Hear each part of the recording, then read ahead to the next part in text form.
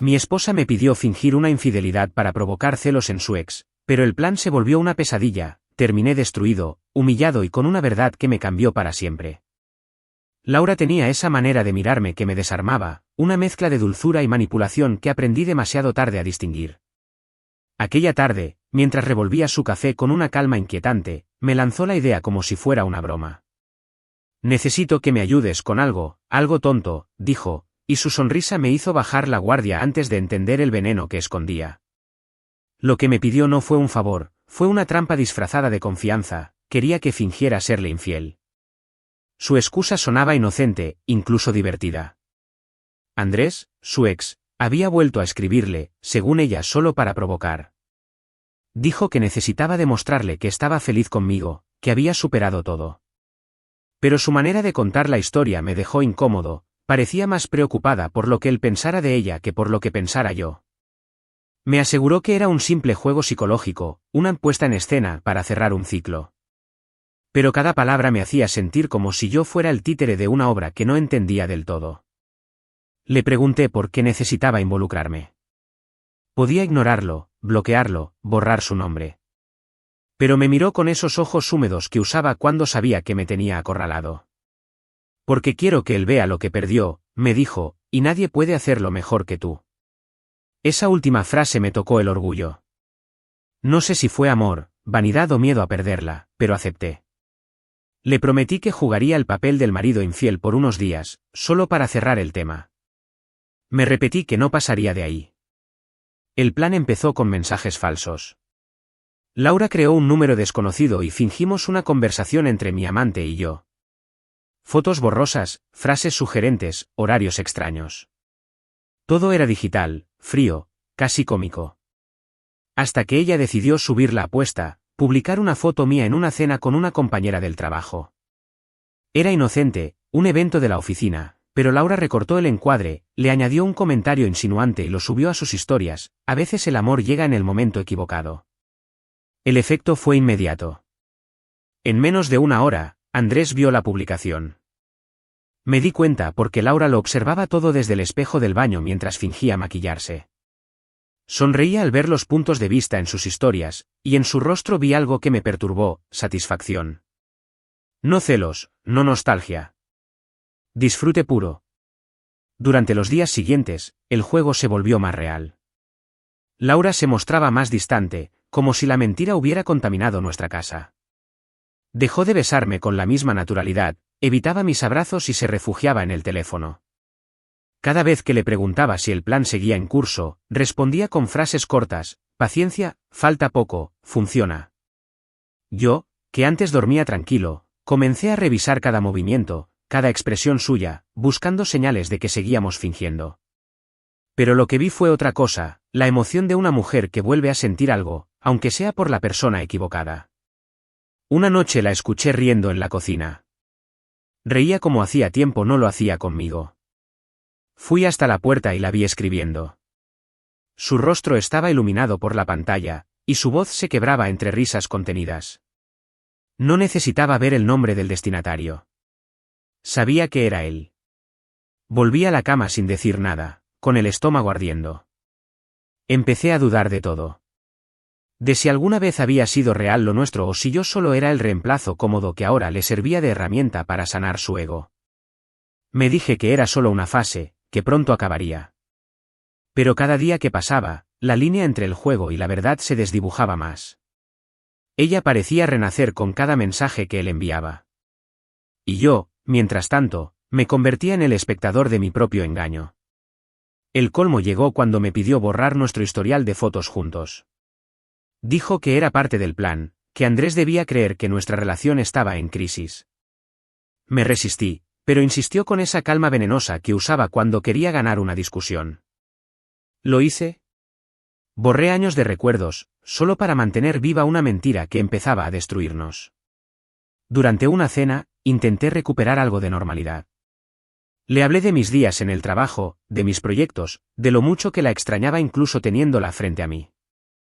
Ella apenas me escuchó. Estaba distraída, sonriendo hacia la pantalla de su teléfono. Ni siquiera disimuló. Y en ese momento supe que había perdido el control del plan. Ya no éramos cómplices, yo era solo la coartada perfecta de una historia que ella escribía sola. Esa noche, cuando la vi dormida, revisé su celular. No me enorgullezco de eso, pero necesitaba saber. Lo que encontré me heló la sangre. Andrés le había escrito que no soportaba verla con otro y que todavía soñaba con ella. Y lo peor no fue leerlo. Lo peor fue ver su respuesta, un corazón, y luego una foto suya sonriendo en nuestra cama. No dormí. Me quedé mirando el techo, escuchando su respiración tranquila, preguntándome en qué momento el amor se había convertido en este experimento cruel.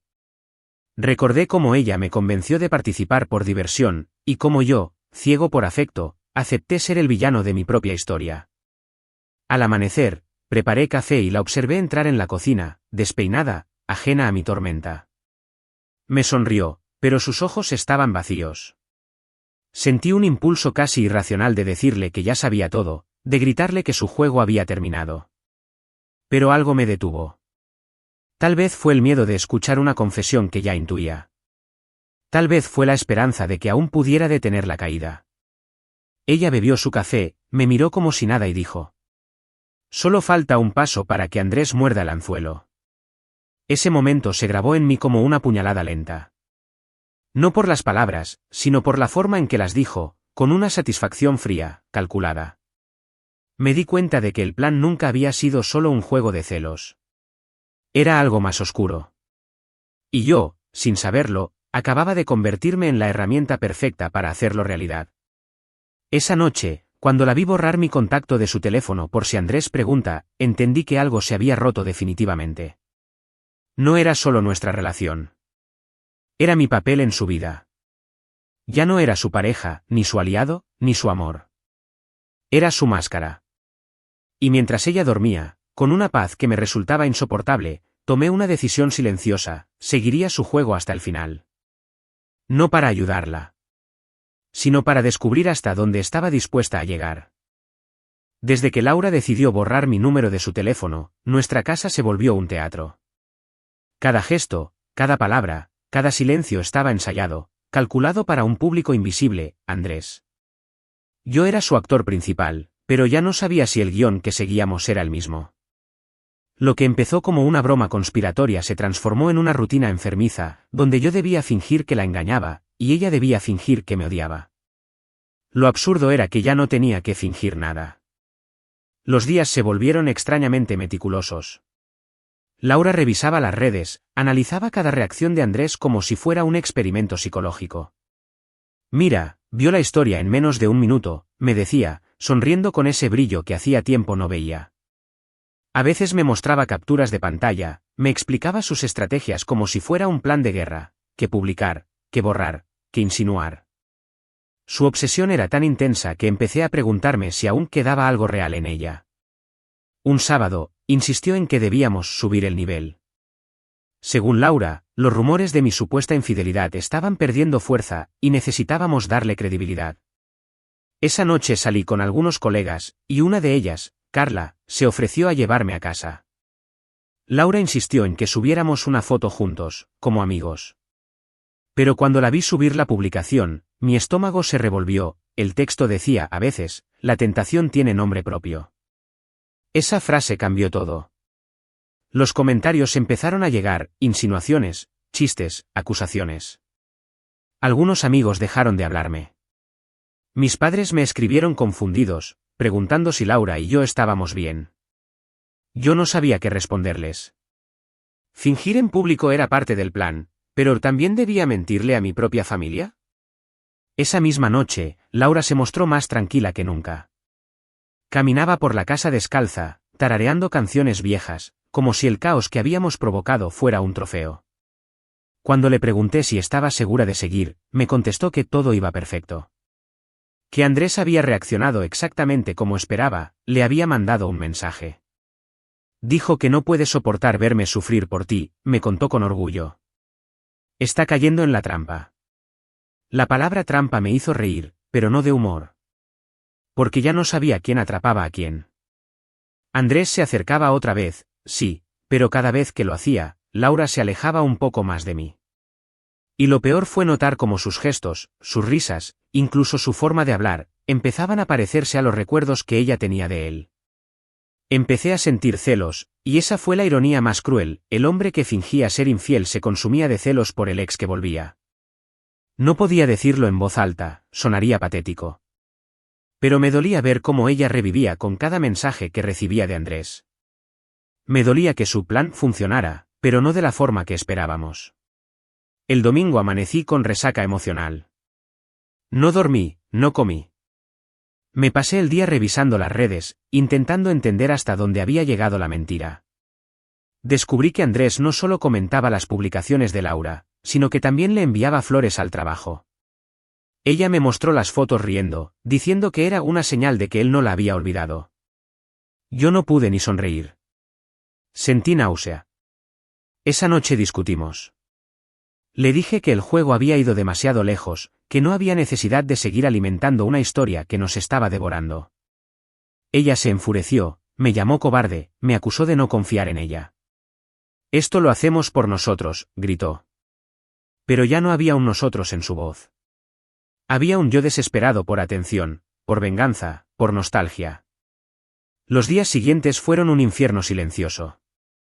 Laura dormía con el celular bajo la almohada, salía más seguido, y cada vez que regresaba, traía una nueva excusa. A veces decía que se había encontrado con amigas, otras, que había visto a Andrés solo para medir su reacción. No podía demostrar nada, pero mi instinto me gritaba la verdad. Una tarde, cuando volví del trabajo, encontré el apartamento impecable, con velas encendidas y un olor a perfume nuevo. En la mesa, 2 copas de vino. Pero Laura no estaba. Ni sus llaves. Ni su abrigo. Me quedé ahí, observando las copas medio vacías, imaginando la escena que acababa de ocurrir antes de mi llegada. Esa noche, cuando finalmente volvió, su cabello tenía el olor de un perfume masculino. No me miró a los ojos. Dijo que había salido a resolver un malentendido con Andrés, que necesitaba aclarar que todo seguía siendo parte del plan. Pero no me explicó por qué tenía los labios hinchados, ni por qué evitaba mirarme mientras hablaba. No dije nada. No porque creyera en su historia, sino porque algo dentro de mí se apagó. Tal vez fue el último hilo de confianza. Tal vez la esperanza de que todo volvería a ser como antes. Pero esa noche supe que el juego ya no era un juego. Había cruzado la frontera entre la mentira y la traición, y yo seguía atrapado del otro lado, sosteniendo un papel que ya no me pertenecía. A partir de entonces, empecé a observarla con una frialdad que no conocía en mí. Cada gesto, cada cambio de ropa, cada sonrisa era una pista de un rompecabezas que yo mismo había ayudado a construir. Y cuanto más intentaba entenderla, más me daba cuenta de que Laura ya no me veía como su marido. Me veía como un accesorio de su venganza. Una madrugada, me levanté sediento y la encontré despierta, mirando el celular. No me vio. En la pantalla, vi su reflejo iluminado y la imagen de un chat. Reconocí el nombre de Andrés. Alcancé a leer una frase antes de que lo borrara.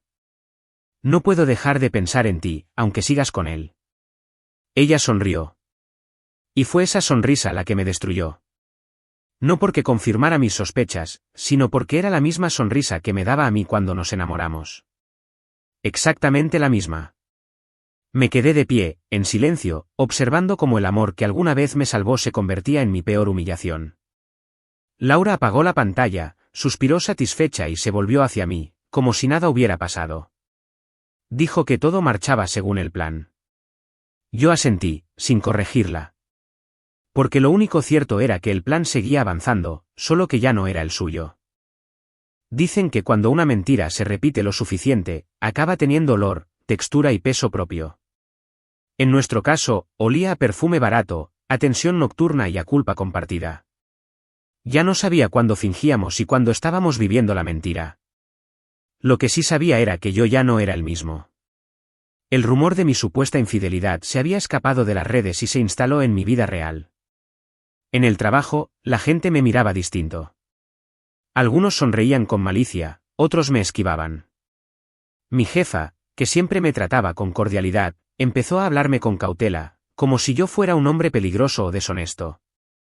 Y todo por una historia que yo mismo ayudé a escribir. Carla, la compañera del trabajo que había aparecido en la foto, empezó a evitarme. Me pidió que no la mencionara en nada, que no quería problemas. Le noté el miedo, el fastidio. Y no la culpo, Laura había etiquetado a la persona equivocada en una de sus publicaciones, y durante días la gente creyó que Carla era la amante. Era cruel, injusto, y lo peor, real para todos, menos para mí. Cuando llegaba a casa, el silencio era una tortura. Laura ya no hablaba de nuestro plan. Lo había rebautizado como mi idea, como si ella solo hubiera seguido el juego por amor.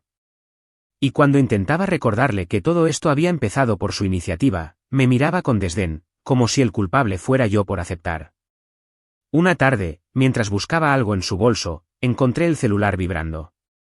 No suelo revisar sus cosas, pero la pantalla encendida mostraba un mensaje que me congeló.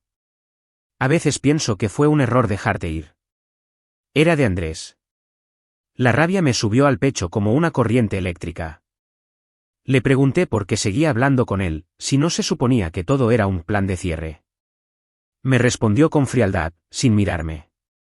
Dijo que lo tenía bajo control, que no debía preocuparme. Pero su tono era el de alguien que ya no le debe explicaciones a nadie. No dormí esa noche. La escuché suspirar mientras escribía mensajes. Su risa tenue se mezclaba con el zumbido del ventilador, y cada tecla que tocaba era una estocada. Me di cuenta de que ya no tenía poder en mi propia historia. Ella lo tenía todo, la narrativa, la justificación, incluso la simpatía de quienes creían que yo era el villano.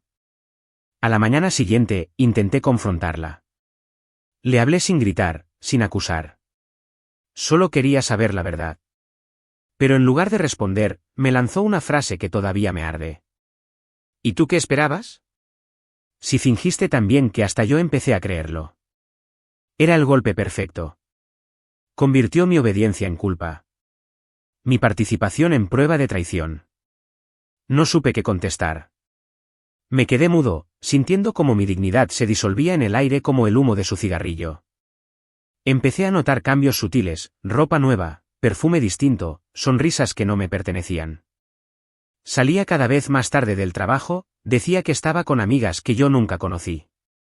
La casa se volvió un museo de presencias falsas, su chaqueta sobre el sofá, su cepillo junto al mío, sus palabras huecas llenando el vacío. Lo peor fue cuando la vi escribir en redes una publicación que no pude ignorar. Decía: cuando alguien te lastima, la vida te da la oportunidad de sanar en otro corazón. La acompañaba una foto de ella en un café, con una taza en las manos y una mirada que ya no me incluía. Lo supe de inmediato, la foto no la tomó ella. Busqué el reflejo en la ventana del fondo. Había un brazo masculino sosteniendo la cámara. Andrés. Esa fue la primera vez que sentí asco por mí mismo. Porque, de alguna forma, había permitido todo. Había sido cómplice de mi propia humillación. Durante los días siguientes, la tensión se volvió insoportable. Los amigos que aún me hablaban me preguntaban si habíamos terminado. Algunos me mostraron la foto del café, otros me advirtieron que Andrés y Laura habían sido vistos juntos en una galería. Mi cuerpo se volvió una jaula de ansiedad. Ya no podía comer, ni concentrarme. Cada sonido del celular me hacía temblar. Finalmente, una noche la esperé despierto. Quería verla entrar, mirarla a los ojos, entender si aún quedaba algo que salvar. Cuando abrió la puerta, olía a vino y a perfume masculino. Supe que todo había terminado. No necesitaba confirmarlo. Pero igual lo hice. Le pregunté si había estado con Andrés. Me miró sin culpa, sin prisa, sin amor. Solo dijo: él necesitaba entender que yo ya no soy la misma. No supe si reír o gritar. Porque, en efecto, ya no era la misma. Tampoco yo. El plan, ese juego absurdo de celos, había dejado de ser una farsa. Ahora era nuestra realidad. Una realidad donde ella redescubría a su ex, y yo me convertía en el hombre que fingía haber traicionado, solo para descubrir que la traición era real. Pasé la noche en el sofá, mirando el reflejo de la lámpara en el techo. Todo me parecía surrealista, la forma en que una mentira pequeña había terminado destruyéndolo todo. Me sentía atrapado en una pesadilla que nosotros mismos habíamos diseñado. A la mañana siguiente, cuando fui a trabajar, un compañero me mostró la foto del café en su celular. Lo siento, hermano. Pero parece que ya no lo esconden. No dije nada. Solo asentí. Porque la verdad ya no necesitaba palabras. Esa tarde, al volver a casa, encontré sus cosas desordenadas. Laura no estaba. En la mesa, había una nota. Breve. Crue. No te preocupes. Solo necesito aclarar algo con Andrés. Te amo, pero necesito entenderme. Leí esa frase una y otra vez hasta que las letras se disolvieron en mis lágrimas.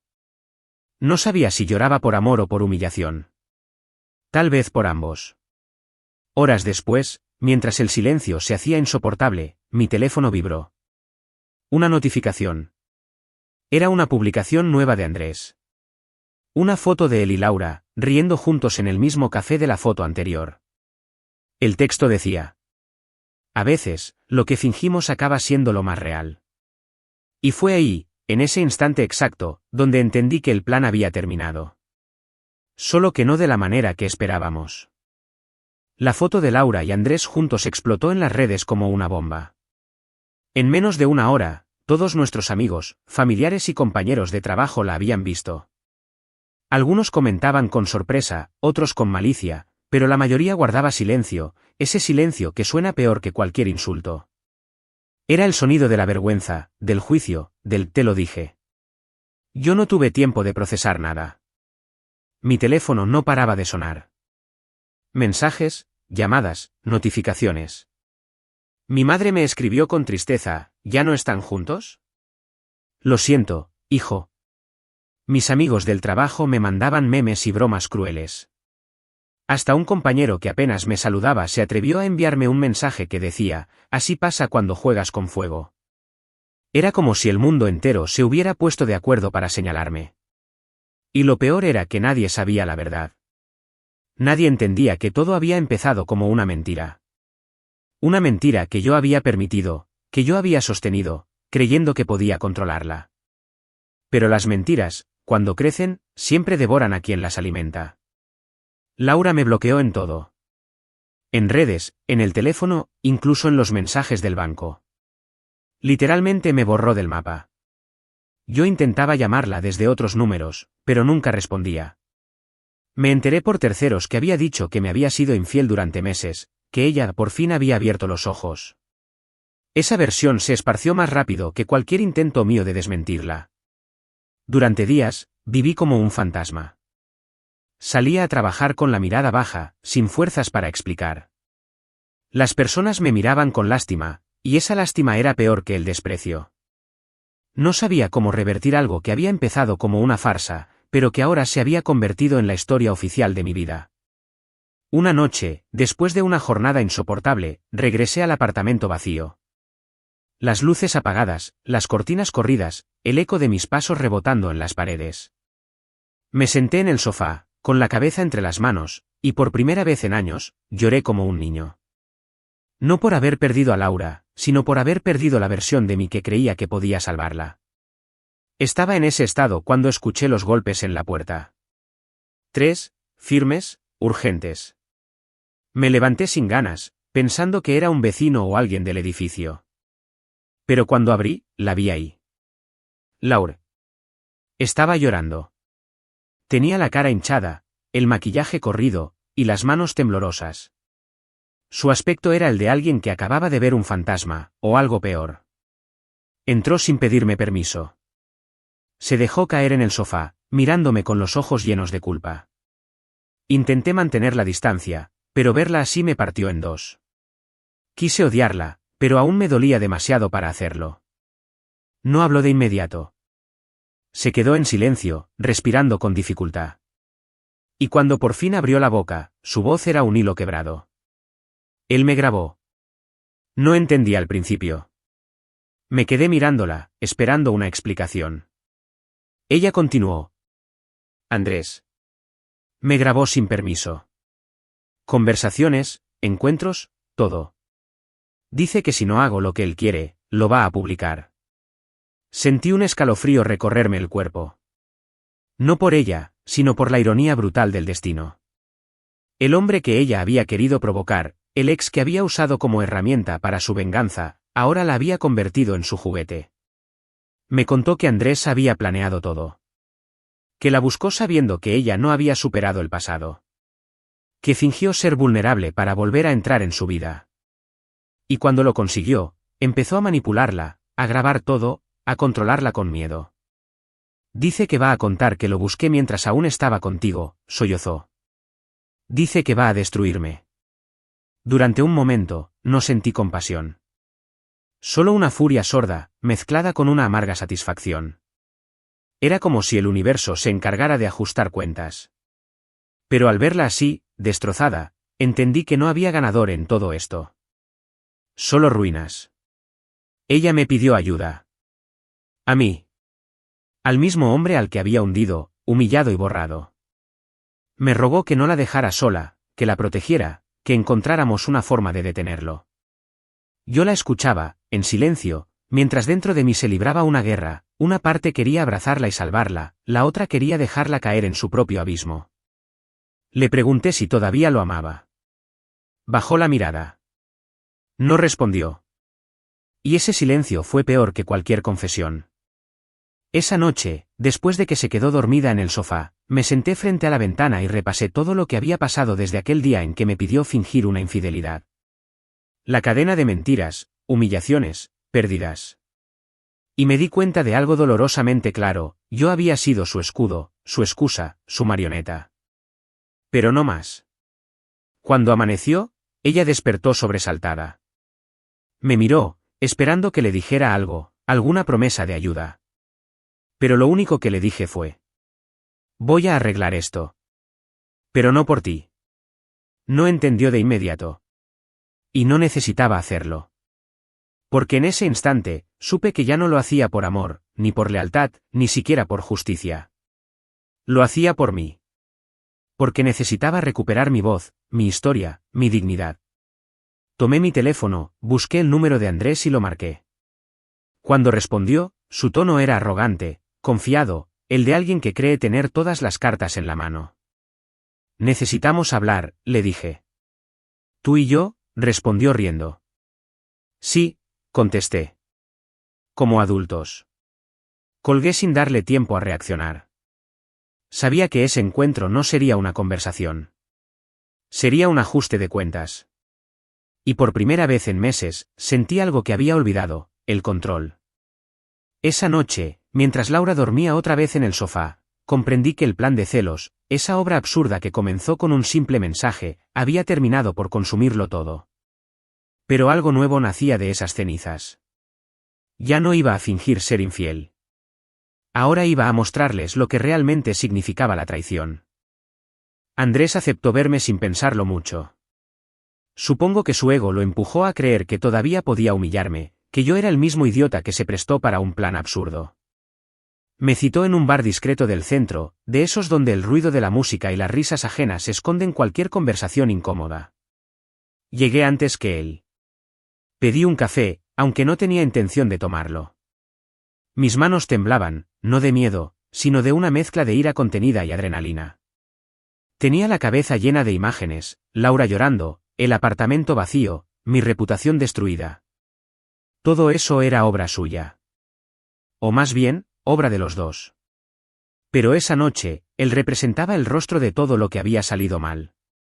Cuando finalmente apareció, supe que no había cambiado nada. Llevaba el mismo aire de superioridad, esa sonrisa torcida que usaba como escudo. Se acercó con paso tranquilo, como si viniera a sellar una victoria. Así que viniste, dijo, dejándose caer frente a mí. No respondí. Lo observé en silencio, esperando que hablara, que se mostrara, que bajara la guardia. Supongo que vienes a pedirme que la deje en paz, continuó. Ella te mandó, ¿verdad? Negué con la cabeza. Vine porque quiero escucharte decir por qué lo hiciste. Se rió. Una risa corta, seca, sin humor. ¿Por qué? Porque podía. Porque ella nunca me superó, y tú eras solo un reemplazo barato. Sus palabras me golpearon, pero no me derrumbaron. Ya no. Había pasado por tanto que la humillación se me había vuelto un terreno familiar.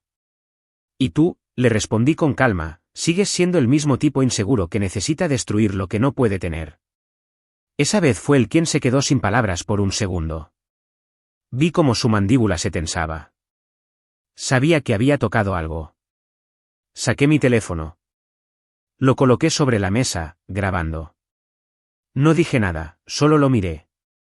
¿Qué haces?, preguntó. Grabando, contesté. ¿Cómo tú? Durante unos segundos, ninguno habló. El aire se volvió denso. Podía sentir la tensión colgando entre nosotros. Él intentó sonreír, pero su gesto se rompió. No sabes con quién te estás metiendo, Luis. Sí lo sé. Con un hombre que no puede vivir sin controlar a los demás. Lo vi inclinarse hacia mí, furioso. Me dijo que si no detenía esto, publicaría todo. Que tenía vídeos, audios, fotos, mensajes, que podía destruirla, y a mí también. Pero yo ya no temía nada. Hazlo, le dije. Se detuvo, confundido. Sí, hazlo, repetí. Publica todo. Pero antes asegúrate de borrar tus propias conversaciones, esas donde tú mismo admites haberla grabado sin permiso, donde la chantajeas. Su rostro cambió por completo. La seguridad se le desmoronó. ¿Cómo tienes eso? Sonreí. No era una sonrisa de venganza, era algo más frío. Porque no eres el único que sabe grabar. En las últimas horas, mientras Laura dormía, había recuperado su viejo teléfono. Entre los mensajes eliminados y los respaldos de voz, encontré pruebas suficientes para hundirlo. Mensajes donde él se jactaba de manipularla, audios donde la amenazaba. Lo tenía todo. No vine a rogarte, le dije. Vine a avisarte. Si algo de eso sale, si intentas tocarla otra vez, lo tuyo saldrá a la luz. No soy un santo, pero ya tuve suficiente de tus juegos. Se levantó bruscamente, me insultó, me llamó patético. Pero en sus ojos había miedo.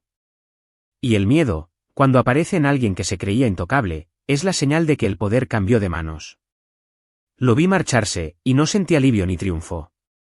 Solo un vacío pesado. Porque la verdad era que ya no quedaba nada por rescatar. Ni la relación, ni la confianza, ni la versión de mí que creyó que el amor podía justificarse con mentiras.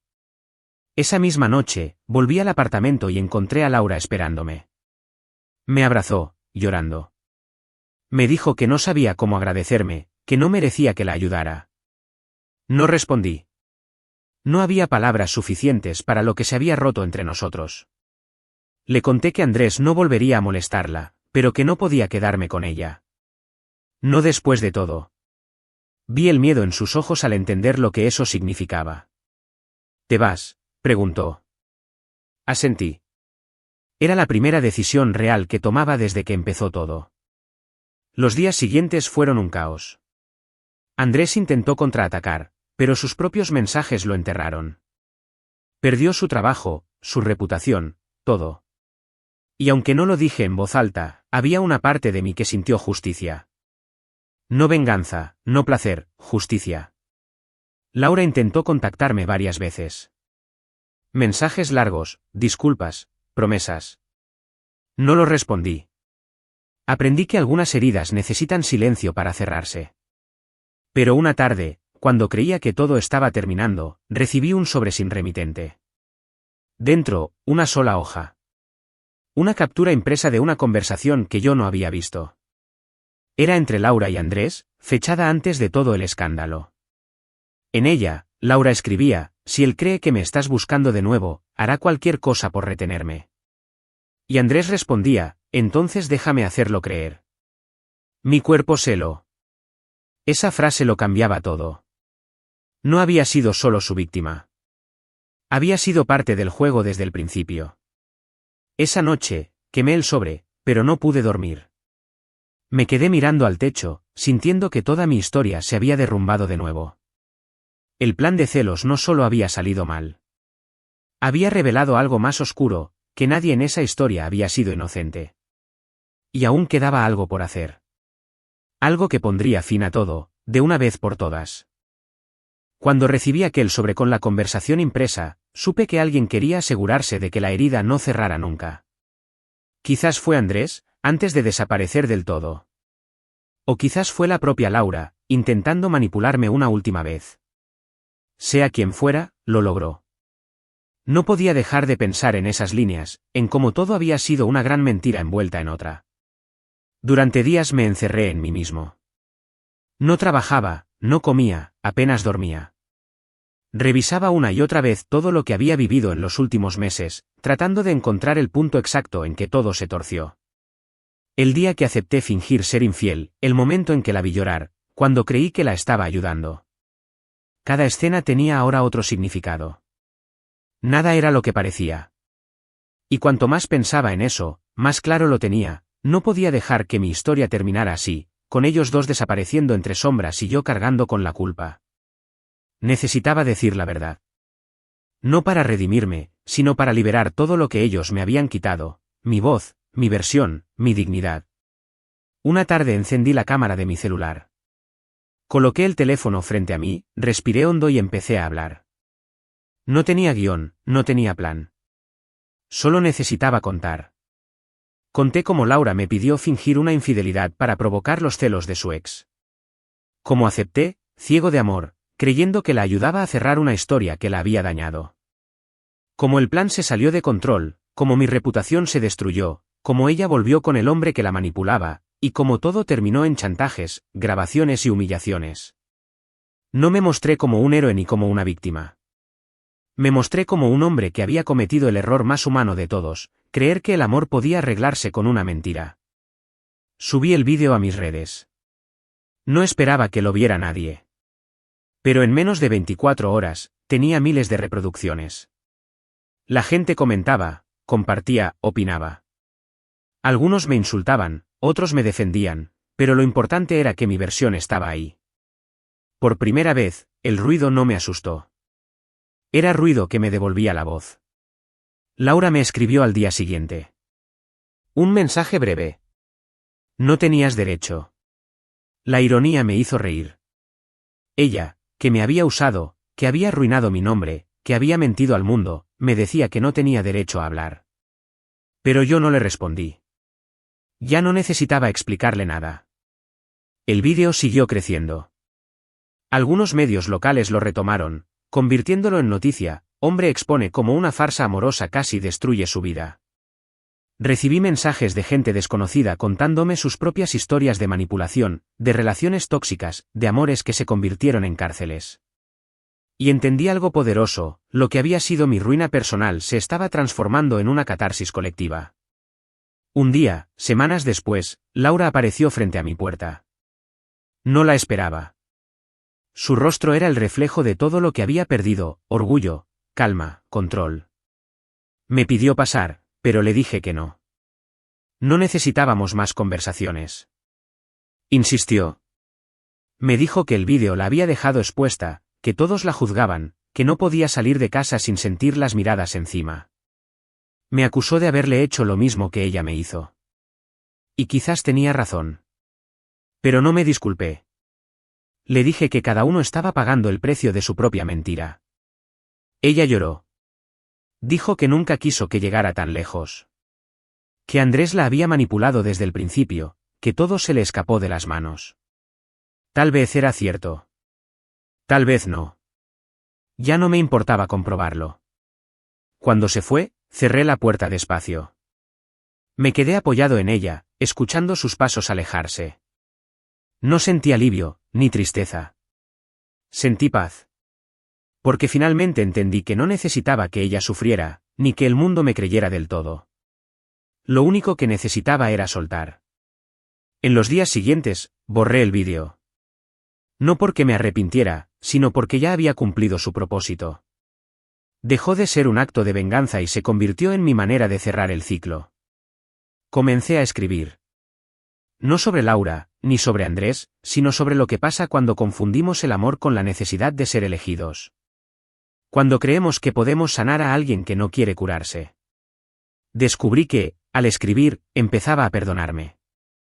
A veces, por las noches, Todavía pienso en cómo una mentira tan pequeña, una simple actuación para provocar celos, se convirtió en una catástrofe emocional que arrasó con todo. Pero también pienso que, si no hubiera pasado, tal vez nunca habría aprendido a reconocer mis límites, ni a entender que amar no es sacrificarse hasta perderse. El desastre fue real, sí. Pero también fue una especie de revelación. Aprendí que el amor no se demuestra con dolor, ni con pruebas absurdas, ni con planes que buscan manipular a otros. Se demuestra con verdad, incluso cuando duele. Ahora vivo solo, en otro lugar. Trabajo, salgo a caminar, cocino sin prisa. A veces me sorprendo riendo sin razón, como si mi cuerpo estuviera reaprendiendo lo que es la ligereza. Y aunque aún llevo las cicatrices de aquella historia, ya no las escondo. Son recordatorios de que sobreviví. Porque al final, sí, mi esposa me pidió que fingiera ser infiel para provocar celos en su ex.